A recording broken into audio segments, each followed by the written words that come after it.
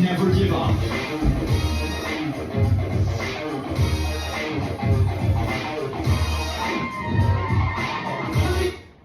Hello everybody and welcome to our podcast. I'm here joined by our very special guest, host Mendoza. How are you, man? How are you, bro? Everything good? Thank you. We'll be talking to you about the 4 units we learned in our semester class health. Thank you to Ms. Esther for providing this beautiful project. Our first topic is first aid. How about you start us off? First aid is emergency care getting immediately to an injured person. The purpose of first aid is to minimize injury and future disability. Here, I'm going to talk about the risk of getting infections. You can get infections in different types of ways, and here we're going to see some of them. The most common infections are bacterial infections. Bacterial infections can affect many parts of your body, including your throat, lungs, skin, and bowel. Some symptoms that you can have are fever, headache, nausea, or vomiting, feeling tired, and swollen lymph nodes. Most bacterial infections happen because the bacteria enter your body and they keep increasing their number. Most bacteria enter your body through a cut on your skin, eating and drinking contaminated food or water, breathing in droplets from an infected person, touching dirty surfaces, and then touching your eyes, nose, or mouth. They can also be transmitted by contact with blood and other bodily fluids. It is important for people to help because untreated bacterial infections can lead to serious problems. Some of the most complicated infections you could get due to bacteria could be septicemia, which is a serious blood infection that could happen when bacteria enters the bloodstream and causes blood poisoning. The other infection could be sepsis, which is a condition that happens when the body damages its own tissue in response to a bad infection, and this could cause shock, organ failure, and death if it's not treated quickly. You should see your doctor if you have persistent fever or chills, difficulty eating or drinking, unexplained skin redness or swelling, persistent facial pain, and runny nose.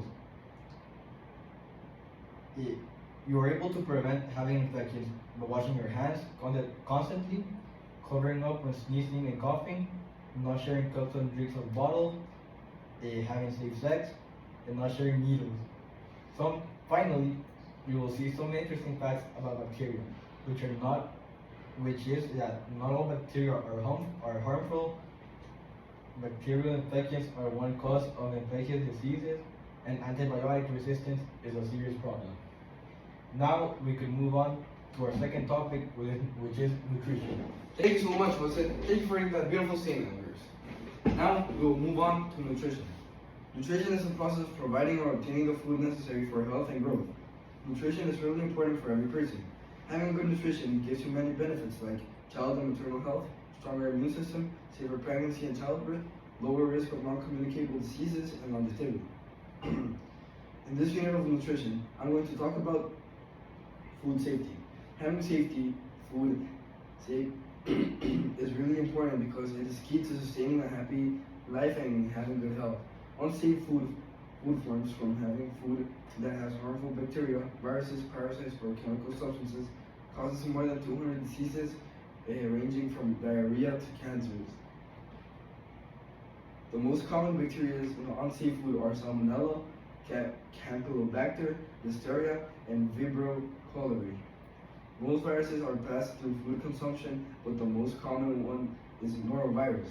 Norovirus, which is an infection that is characterized by nausea, explosive vomiting, watery diarrhea, and abdominal pain. Parasites can be transmitted in different types of ways. For example, fish-borne trematose are only transmitted through food, while tapeworms may infect people through food or direct contact with animals. Foodborne diseases to the population of the country has always been underestimated, but in 2015 there was an estimate of 600 million cases of foodborne illness and 420,000 deaths in the U.S. Having safety food in our country is really important because it supports national economies, trade and tourism, contributes to food and nutrition security, and underpins sustainable development. This has also contributed the number of people buying and eating food prepared in public places. This has put greater responsibility on food producers and handlers to ensure food safety. Some interesting facts about food safety are children under 5 years of age carry 40% of the foodborne disease burden, with 125,000 deaths every year.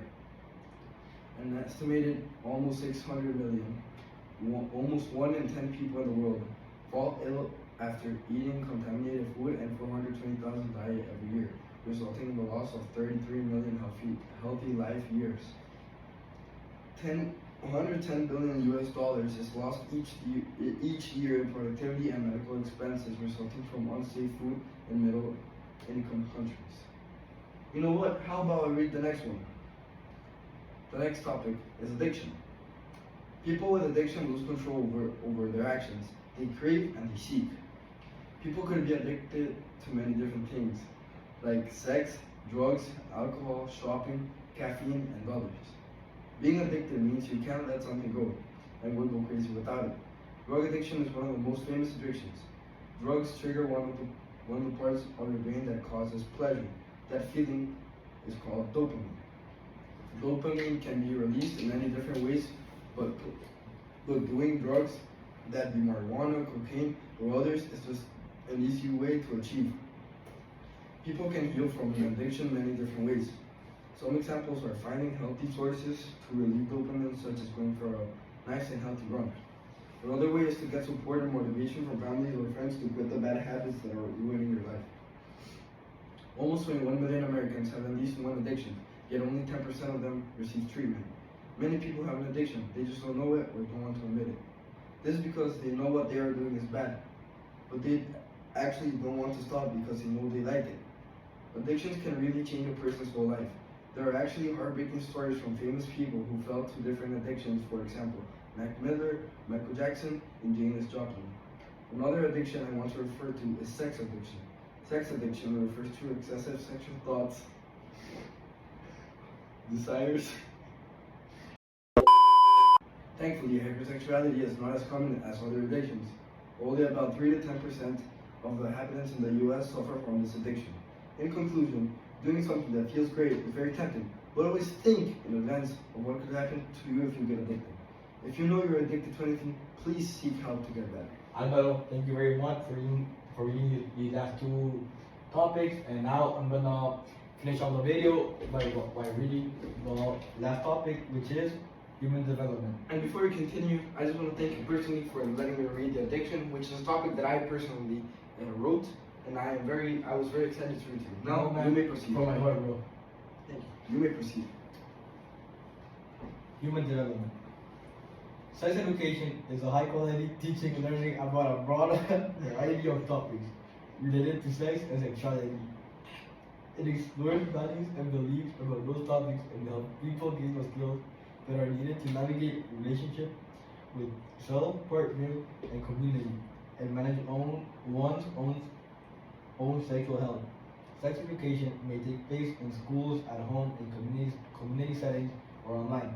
One of the biggest factors of human development is consent. Permission for something to happen or agreement to do something. Always before having sex or doing any sexual activities with your partner, make sure both of the partners consented to doing it. Personally, I don't have any experiences because I haven't had sex yet, but whenever the moment comes, I will make sure to have safe and consensual sex. One of the most important things in this topic is our body. We need to understand that our bodies will change. We are going to change physically and we will start feeling insecurities. We also need to be cautious when having sex. If we don't use protection, infections can be transmitted such as gonorrhea, HPV, and others. Our parents also play an important role in our sex lives. Why? Well, because they already have experienced that.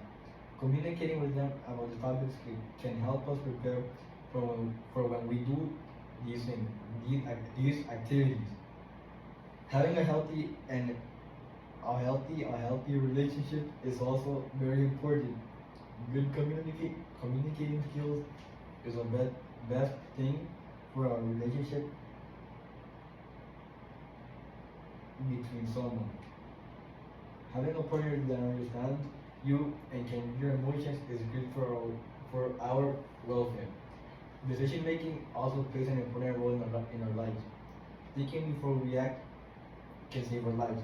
If you feel attracted by a person that maybe already had sex, then it's better to let them go. If they didn't know about transmitting diseases through sex, they could have an STI. Another important topic is sexual violence. What is it though? Sexual violence is a sexual activity when consent is not obtained or freely given. Make sure that you always give consent when having sex. In conclusion, bringing together these aspects will help develop and live a healthy life. Thank you so much, Jose, for joining us today in this lovely evening.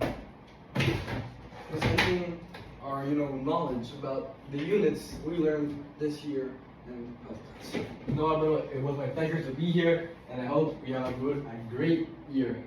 Thank you so much, man.